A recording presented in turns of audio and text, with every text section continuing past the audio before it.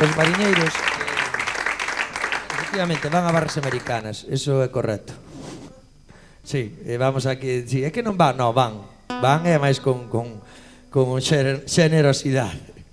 Pero por qué? Porque ti cando andas ao mar daste conta que ti sempre cheiras a gasoi e a peixe, que si ti ainda que teñas a túa roupa metida no catre e ainda que teñas ou no armario así toda protegida e tal, sempre apestas a peixe. Entón cando chegas a un bar, por exemplo, ti imagínate que pudéramos atracar aquí, chegaba aquí e se eu me chego a poñer nesa barra cando andaba ao mar, tiña 1,5 metros para cada lado e nadie che pide ningún pitillo en toda a noite.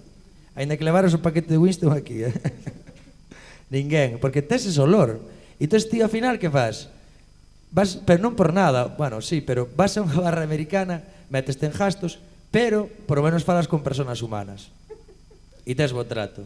E está ben, e por eso a maioría dos mariñeiros fan eso. Entonces, e pois teñen as súas amigas tamén, tal. Eu vi unha que lle gustaba un mogollón de temas, que cantaba así temas de tangos e toda esta movida. E chamábanse las suecas, pero todas eran así argentinas, eran de outra raza. Pero bueno, chamábanse las suecas. E eu chegaba aquí a guitarra e, bueno, éramos festas increíbles, metíaste en gastos, pero pasámoslo flipante. Entón, por eso vas.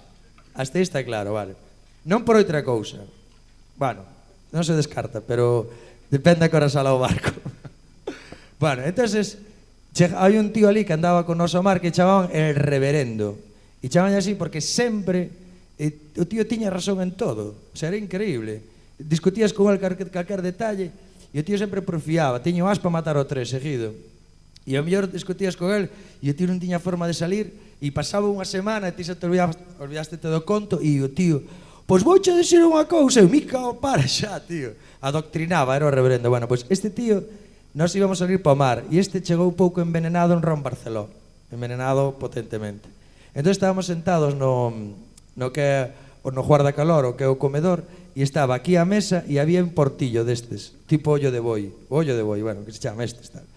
Entón estábamos sentados para salir para o mar, salíamos ás 4:30 da mañán, no inverno de noviembre, e había barcos ao noso costado e nos arrimados ao muelle. E entonces, di o tío, un home é como un gato, onde mete a cabeza mete todo o corpo. Ostras, eu xa me estaba mascando a tragedia, porque eso, o sea, salir de repente por aí, dice, pero por error, meu, por que o dis? Ves eso que está aí? Este é o caso verídico, que hai cousas, que no mar pasan cousas que nunca se poderán creer en terra. Ves eso de aí? O ollo de boi. Eso, un home en caso de emergencia sale por aí, mete a cabeza e sale por aí. Claro, nadie dixía nada. Eu levaba pouco tempo a bordo, ainda levaba uns meses na máis. E dixen eu, no, aparte vou a tirar de nombramiento, que é o que se chama tirar de jalóns e tal, no. Porque eso, reverendo, non está preparado para que sala un home en caso de emergencia. Eso solo é para ventilar. Sabes, é un portillo así de pequeno, con cristal así de gordo, e a mampara do barco é acero así de gordo. Porque os barcos, reverendo, non poden ter unha jalería, non poden ter, porque un golpe de mar reventa todo. Entonces, teñen que ser así moi fuertes e só é para ventilar. As salidas de emergencia son por arriba, por o puente e por aquí, pola popa, por a toldilla. Non hai outra salida, reverendo. E dimo, tío, apostar e callar. Claro, eso xa é heavy. Eu calei, no, por min, bueno, é todo o mundo. Profiades. E eu, mira, estás envenenado, tío. E deixa está, que? É que estou envenenado, que eu? Mira, calquer cousa que dixías non había remedio. Entón, hubo que calar e ver como o tío se subía encima da mesa, quitou un jersey gordo que tiña de cuello alto, quitou uno. Pes que non me meteu por aí ou que? Pero eu non son quen para agarralo, entendes? Eu quería agarralo e inmobilizalo. Pero se a xente que levaba 20 anos con ele andando ao mar non facía nada, dixo, bueno, deixara, hostia, a ver. Entón, vai o tío, ponse encima, pon así os brazos, mete a cabeza así, mete os brazos, mete a cabeza por o portillo e cola, vai colando, encolla as costillas, vai colando e métese e pum, e chega hasta a cintura, pero cando chega hasta a cintura levanta así os pés para arriba, mi má empeza a gritar, o tío, empeza a espatalear, los quieto, e entón agarrille os pés e o tío xa non quedou así atravesado, no medio a medio. O tío queríase empujar, sabes, empujar cas mans, empújate cas mans, sale para aí, pero a cadera estaba firme por aquí. Entonces uns foron por a volta porque se estaba rompendo, o sea, non podía respirar para levantalo, porque este estaba a esta altura, entonces salieron por fora do barco, levantaron así aguantando un pouco. E cando hai unha emergencia destas, sempre hai un ingeniero, sempre, que nos barcos cando pasa algo sempre hai un que ten aí. Entonces tranquilamente, este era o conexeiro, que era motorista, e nós chamábamos o conexeiro porque debaixo do catre tiña mogollón de revistas de Playboy, e cando dixe, vou meditar media hora, e aí va, pa la granja. Entón digo conexeiro, no. Un home non é como un gato, no. Un home é como unha bica, como un anzuelo. Eu tuve moitos anos ao palancre.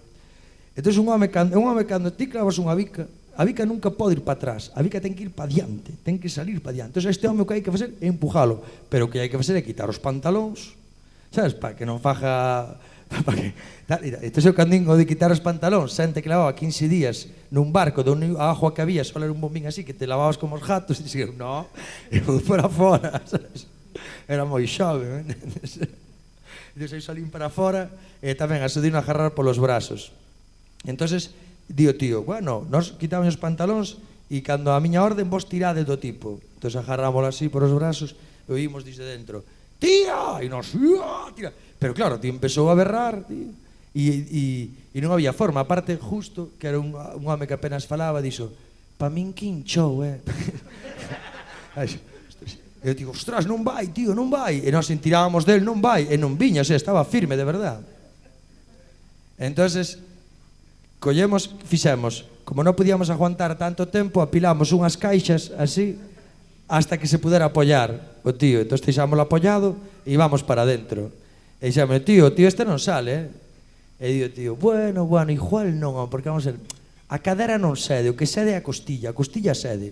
Entón, o que vamos a fazer é tiralo para dentro outra vez, cambiou a teoría, tiralo para dentro outra vez, sabes? Entón, uns que vayan por dentro, que lles tiren os brazos para que a costilla encolla, e se entrou ten que salir, eso está claro. Entón, vou outra vez por fora, estiramos os brazos, os tíos desde dentro tirando, e dixo, pero quitade a camisa, quitamos a camisa, deixámoslo peito ao aire e todo, empezamos a tirar, pero que pasa, o dobladillo daqui empezouse a doblar daqui e non hubo forma quedou firme, e o tío aberrando que se arrancaba o pelexo, e o tío tirando, eu gritando, non tires que o matas, tío, non tires máis que o matas, e vamos para, oye, non vai, non sale nin para, entón di, teño a idea, ide a baixa a máquina, dille a Carlitos, que era un engrasador, e tráeme valvulina. A valvulina, se os que non tedes unha FP de automoción, a valvulina é unha grasa consistente, e collede a roupa de aguas e os guantes de escoller o peixe e vamos a rebosalo como unha croqueta, con grasa, ben rebosado. Pero vos rebosado ben, entón collemos a roupa de aguas para marcharnos e démolle pola xunta, metemos aí, sabes, tratando de meterlle a grasa por aquí, por onde estaba firme o tipo. Entón rebosámolo ben, tal, e ora, dixe o tío, bueno, e ahora que está ben rebosado vamos a ir uns por fora e outros por dentro e vamos a girar así para que traballe a grasa,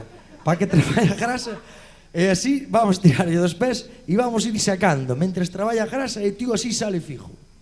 Entón, bueno, eu fui por fora outra vez, entón ajanchámolo, quitamos as caixas que o tiñamos apoyado e cañedemos cando quisemos girar así, o primer giro para sacalo, mira, empezou a berrar o tipo, colega, é que non traballo o aceite, mételle aceite aí, mételle aceite. E nós, pero que non collas metendo os dedos, pero que non entra aceite aí. E o tío girando e o peleso que va, non hubo forma. En isto que chegas a Ramón, o patrón, para salir para o mar. E claro, cando veo un tío en bolas, atravesado no portillo, hostia, vai o tío envenena, ese tío colleu unha frejona desta, rompeu a melena a frejona aí ca mesa, e iba a matalo. Nós tuvemos que agarrar, Ramón, quieto que o matas, por Dios. E Ramón pensou, borrachos, hijos de puta, borrachos. E como, claro, un barco así non pode salir para o mar, con un home así atravesado. E ora que? Esa dio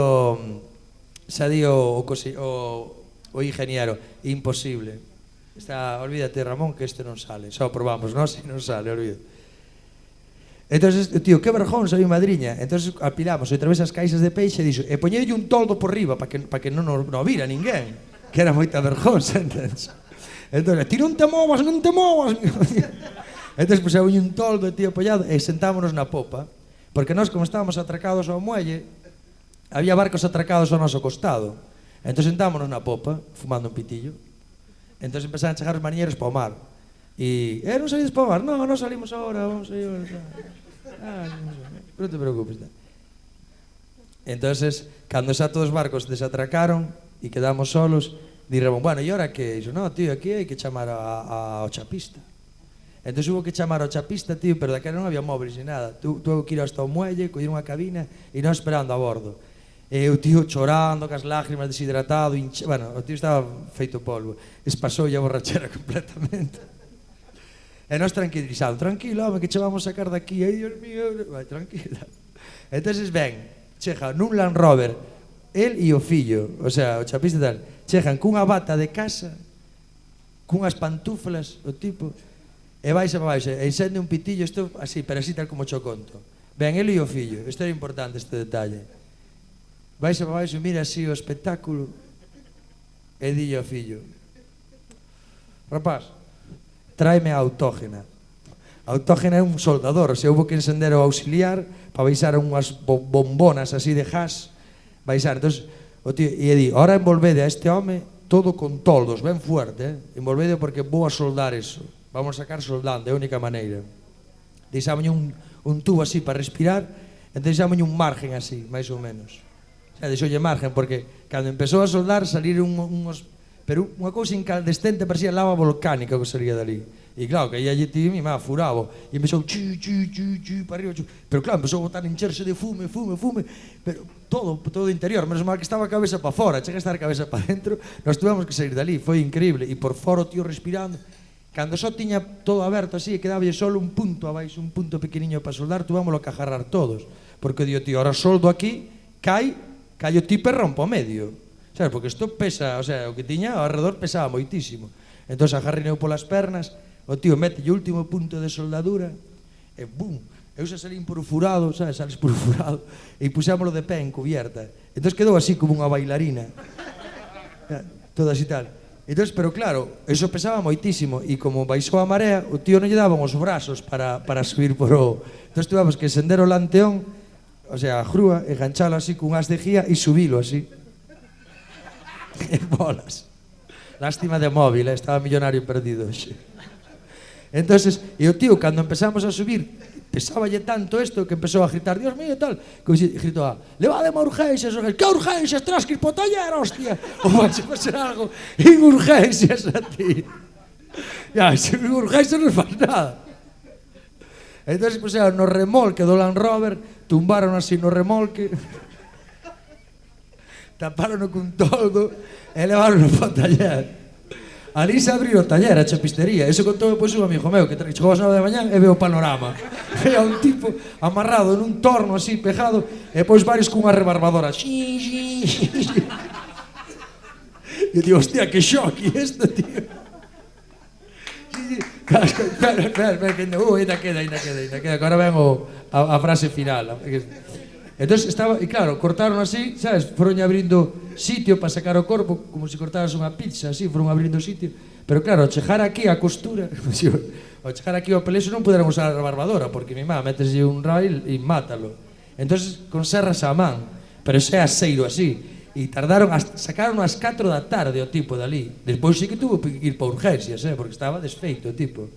E o barco tuvo que ir para o carro, porque había un furado así enorme no barco. Entende? E foi para o freixo, para o carro. Entón botou 15 días ou así o barco no carro e nos chamaron a todos outra vez para ir para o mar. Entón chegamos e nós pensando, mi mati, o reverendo non volve a embarcar nin de coña. Sabes, con que cara. Entón chegamos todos e efectivamente o tío non viña. E nós mirando, e ainda se vía a pintura e o rollo fresco así de poñerlle, sabes, o arreglo, o arranxo da historia. E nós estábamos mirando todos e de repente aí ven o reverendo. E nos mira todos calados e ven o tío así que a cabeza baixa e dinos, home, a min, se non vos parece mal, gustaríame que o que pasou nunca lle contaras a ninguén. Agora vamos a contar que un home é un gato en bicho, home, por favor.